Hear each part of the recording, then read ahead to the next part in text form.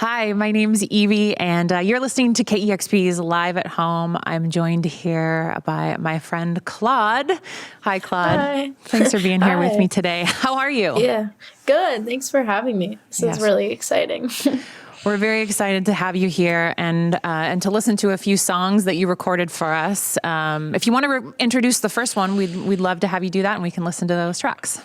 Okay, cool. Yeah, the first one is Cuff Your Jeans. It's live on KEXP at home.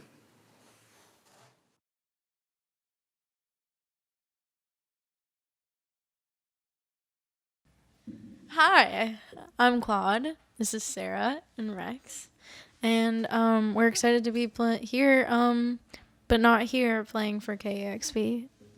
This first song is called "Cuff Your Jeans."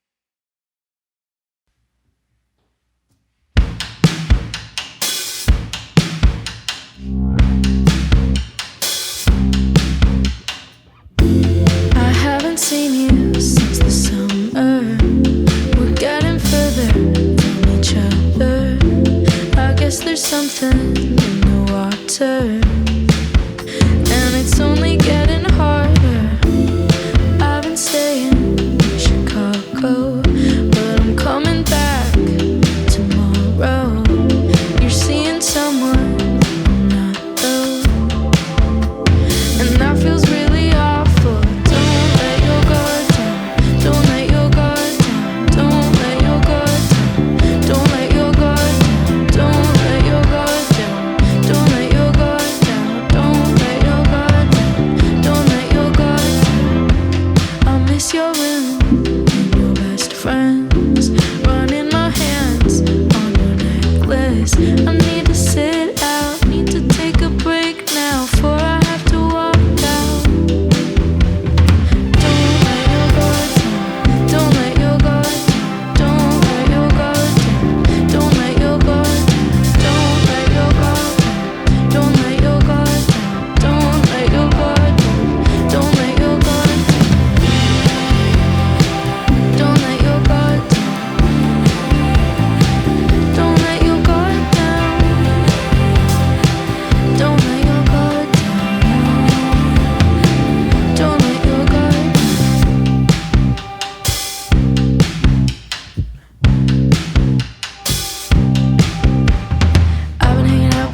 a lot. Turned 21 in a couple months, and I heard that life gets easier. Hope this shit gets breezier. I get fucking greedier, knowing that you're seeing her. No, I wanna go back, throw another kickback. Meet me in the bathroom, I think I really need that. There's nothing like, nothing like a New York summer. There's nothing like, don't let your guard down, don't let your guard down, don't let your guard down, don't let your guard down, don't let your guard down, don't let your guard down, don't let your guard down, don't let your guard down, don't let your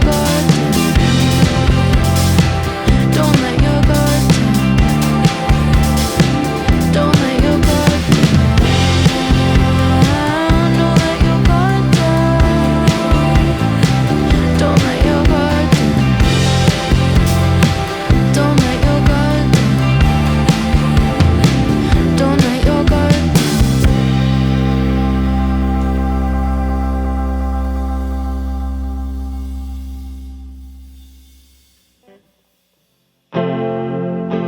There's nothing like, nothing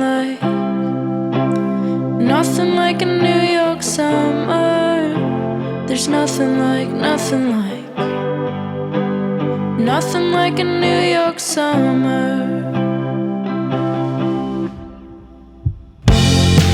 There's nothing like, nothing like a New York summer. There's nothing like, nothing like a New York summer. There's nothing like, there's nothing like,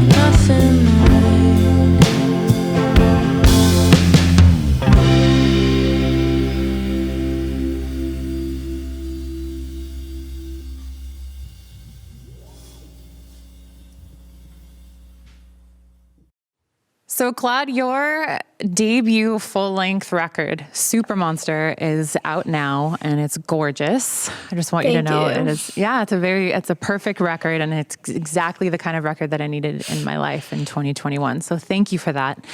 And I'm hoping that you can tell me a little bit more about the title of the record and what it means to you. Yeah, definitely. So Super Monster means a couple different things. Basically, it was originally from a Daniel Johnston sketch. And I've been like a fan of Daniel's work for a while, his music and his art. And on my last day of mixing my record, the owner of Electric Lady Studios, where we were mixing, just like happens to be managing Daniel's artwork right now with Daniel's brother. And he like rushed over on a bike at like 2 a.m, like the last day we were recording. It was like raining, total like rom-com style. Like a perfect drama. Yeah. And I didn't have the album title yet too, which was also like at the forefront of my mind while we were mixing.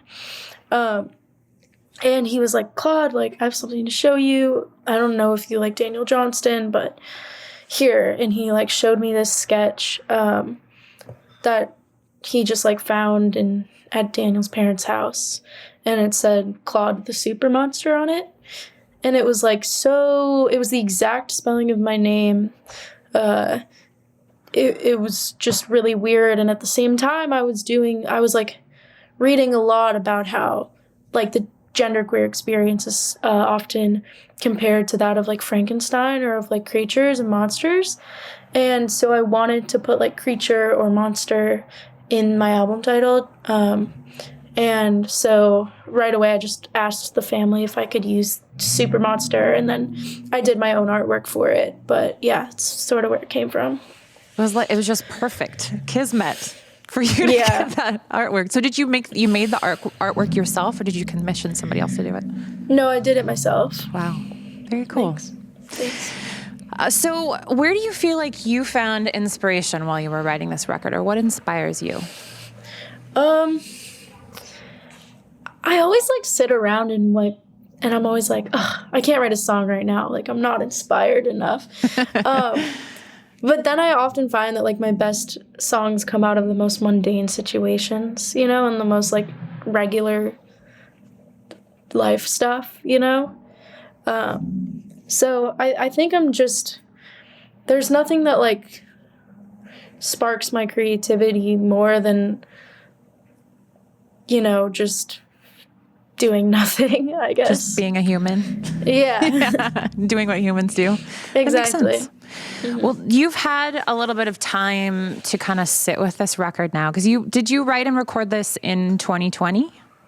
No, I mean, the oldest song is probably like 3 years old, and the newest song is probably like 6 months old, but most of it was written and recorded in like December through February of like 2019, 2020. So pre-pandemic. Pre-pandemic. I mean, definitely during, you know, a certain 4 years that created a lot of unrest in the world, but before the election, before all of that.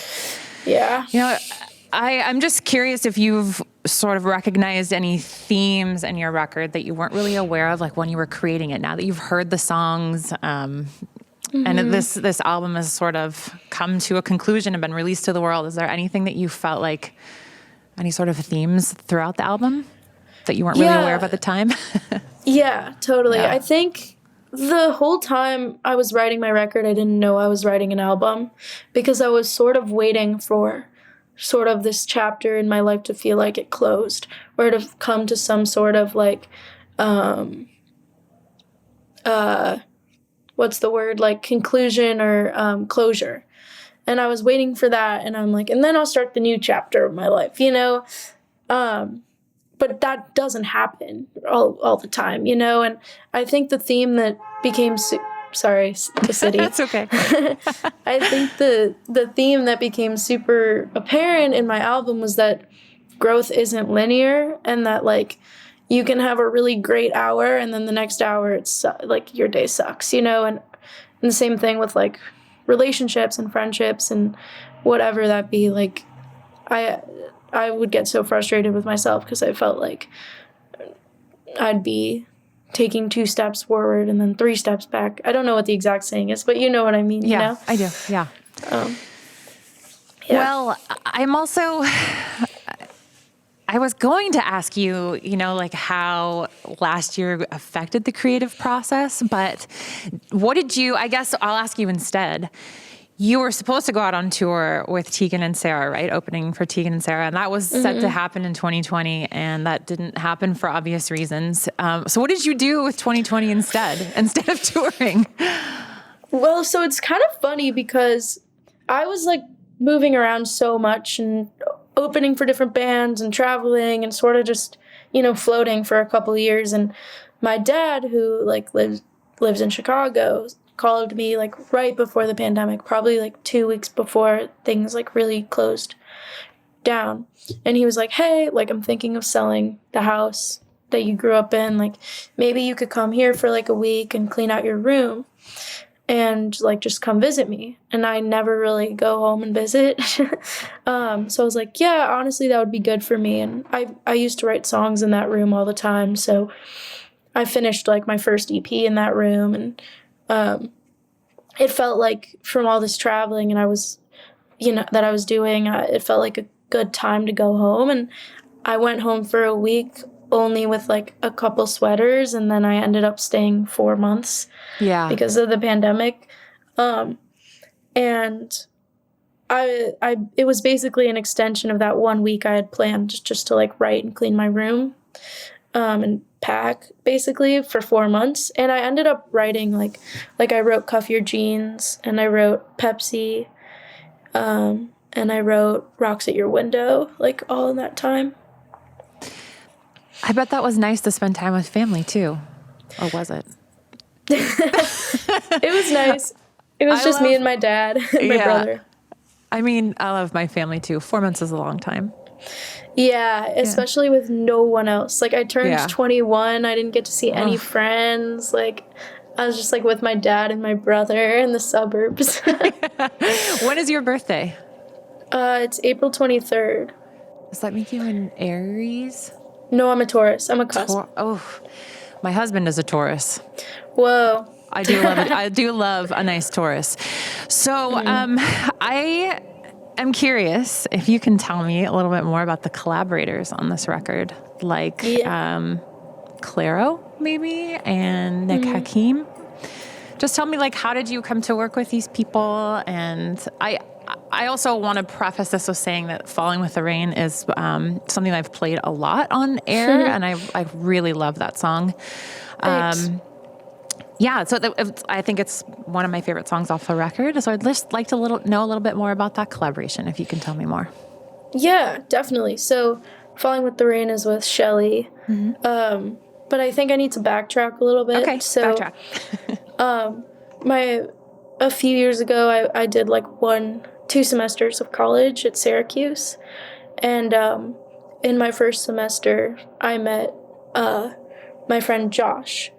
And he was a producer, and I was like a songwriter. And I started like sending him my songs, and he started producing for me, and we started this duo called Toast. And we put out an EP like in like the summer of 2018, I think. And immediately like got asked to tour, and he wanted to stay in school and I wanted to go on tour. And he's like, you should just try it for a semester and like come back and, see if you liked it. And so like 1 tour turned into 3, into 4, and the project eventually turned into Claud. But Josh never stopped like working with me. Like he produced like 5 or 6 songs on the record, and he's always like contributing to my songs. Like we're always working together. And so at Syracuse, I met Claire there as well, and Noah Gatzuk, who's also like plays drums in Shelly, and we're always sending songs like back and forth through texts, and like Noah's drums are like all over the record. It's sort of just this like natural collaboration process, and I realized when I was mixing the record, Falling with the Rain was the only one where all of Shelly played on it. So we decided to like make it a Shelly song as well. But really it's like, these are like the friends that I think I collaborate with musically the most. And so, it's really sprinkled throughout the record, but yeah. Well, again, I love that track. Thanks. Sorry, that was a lot. No, I'm glad that you told us. That was good. That was a good backstory. So let's see. What's on the horizon with touring? Like, are you making any plans? Do you think you'll pick up on that tour with Tegan and Sarah, or what's happening? I really can't wait to tour my record. Yeah. So we're definitely making plans for like, Outside Lands just got announced, which is cool. Yeah. It seems surreal, doesn't it? To think about live music. Yeah, I can't really believe that it's going to happen, but I'm planning everything as if it will. You should know, I bought my first concert tickets today for a show in October, and it felt, like I said, very surreal, and I'm hopeful that it'll happen and that we can get back in the swing of things, because I would just really love to be in a room with a bunch of like other sweaty dancing people. I would really just like that through life. Yeah, it's going to be so fun. All right, so one last question before we get to some more music. We'll ask you 2 more. How's that? So you're the first artist signed to Phoebe Bridgers' new label, just Satisfactory. How's working with Phoebe been? We love Phoebe here. Yeah, it's been really great. It's so awesome. I've been like, I feel like I've been following, like Satisfactory is also a part of like Secretly Group and Dead Oceans, and I've been following that label since high school, so that was definitely really surreal to be part of the group. And like in college, I'd had a radio show and played Phoebe all the time, and it's just like a really surreal moment for sure. Good, I'm glad, and she's fun to work with, I can assume. Yeah, she seems like a fun person. Yeah, good. So creative. So now I'm going to ask you the last question. Okay. If I said, I know this can be really hard, but when I ask you, what your idea of a perfect record is. Like, what is the first record that comes to mind? Whoa. I know it's a hard one, but I'm just so curious. Like, what is your favorite record ever? Like, this is the perfect record. Maybe. Oof, this is a really hard question. Well, okay, so when I think of this, the first thing, and it may not even be true, but the first thing that pops into mind for me is Paul Simon's Graceland, or like M83's Hurry Up, We're Dreaming, or there's just certain things that are so good from start to finish, and I know every lyric, like even if it's just something that's so special from your childhood or from last year or whatever. What is it? I mean, the first thing that came to mind for me was probably like a James Taylor album, or like in my car I had James Taylor Greatest Hits, and I'm like on a CD and would play it all the time. I know word for word. I feel like Melancholy, Smashing Pumpkins is a really great record. Yeah. That's a good answer. Both of those are good answers. And you know what? I love that that you thought of an album that was in your car, because listening to albums in a car is just a whole different experience, especially when you can sing along to like every note and everything. All right. So you have a few more tracks that you've recorded, the first of which is In or In Between. Is there anything you want to tell us about that song? You want to give us some background on it? It's just a sexy song. I do love a good sexy song. All right. So In or In Between up next. We'll listen to a few more songs and then we can talk again in a minute. Cool.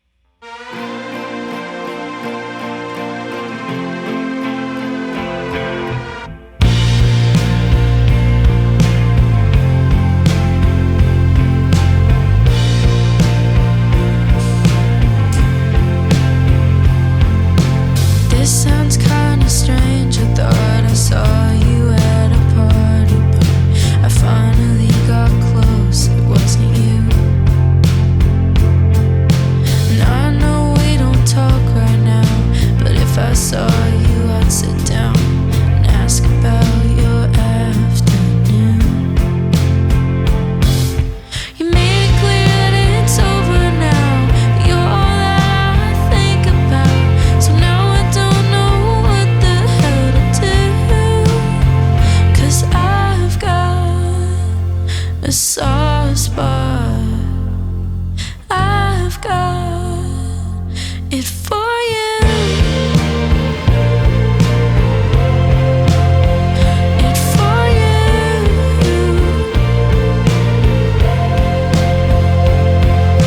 We used to lie in bed and talk for hours about everything and anything you said you wanted to.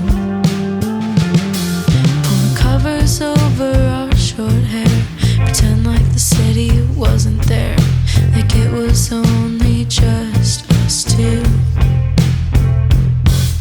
You told me that it's over now, but I can't help that I think about all the things that we used to do. 'Cause I've got a soft spot. I've got it for you. It for you.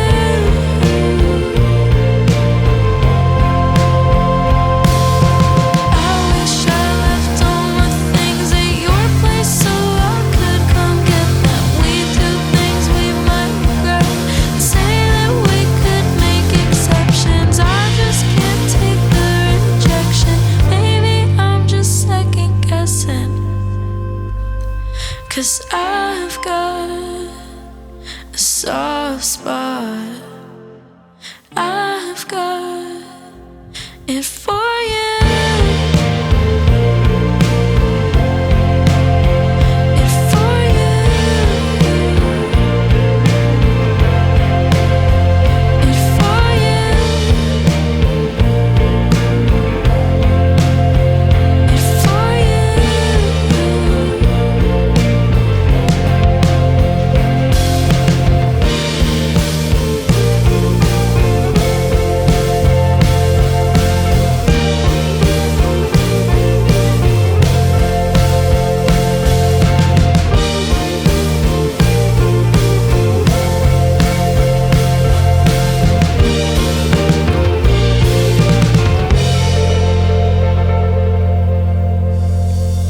Thank you.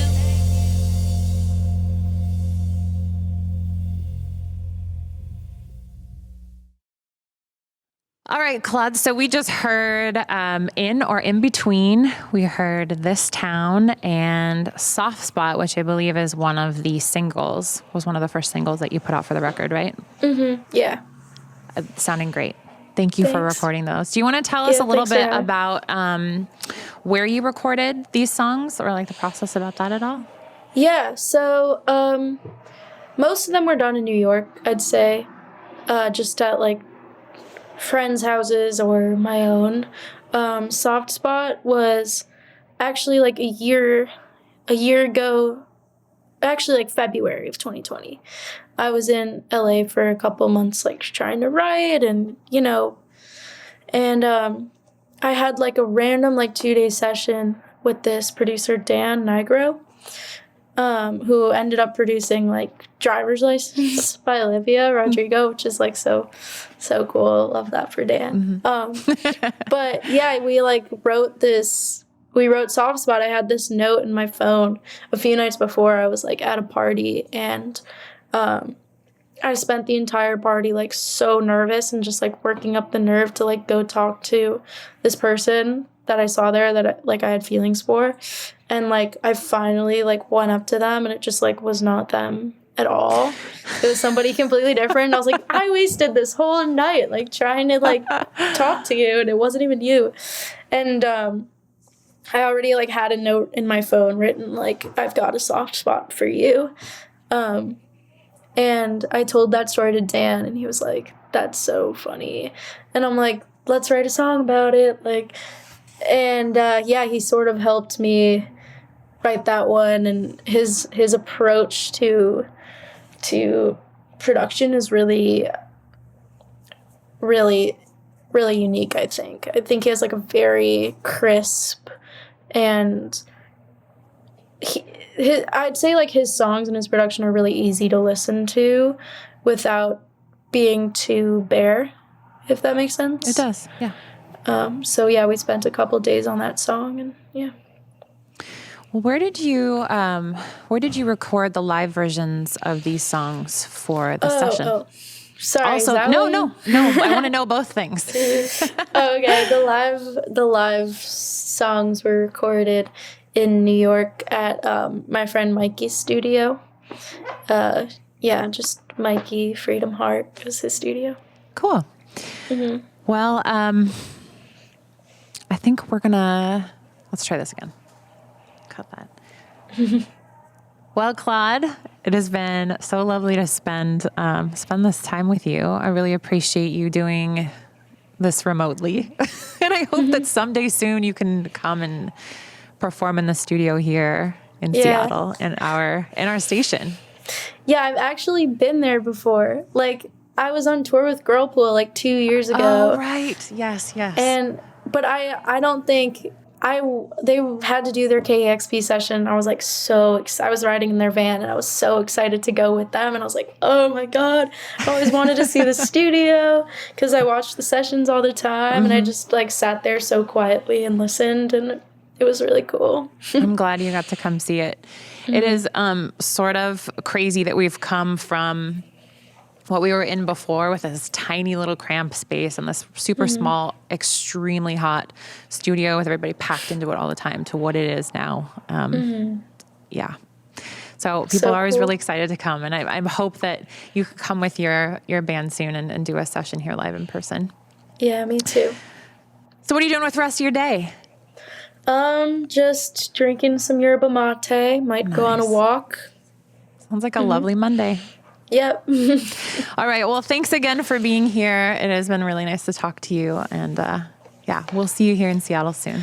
Cool. Thank you for having me. Yeah. Thanks, Claude. Discover new music at listener-powered KEXP.org.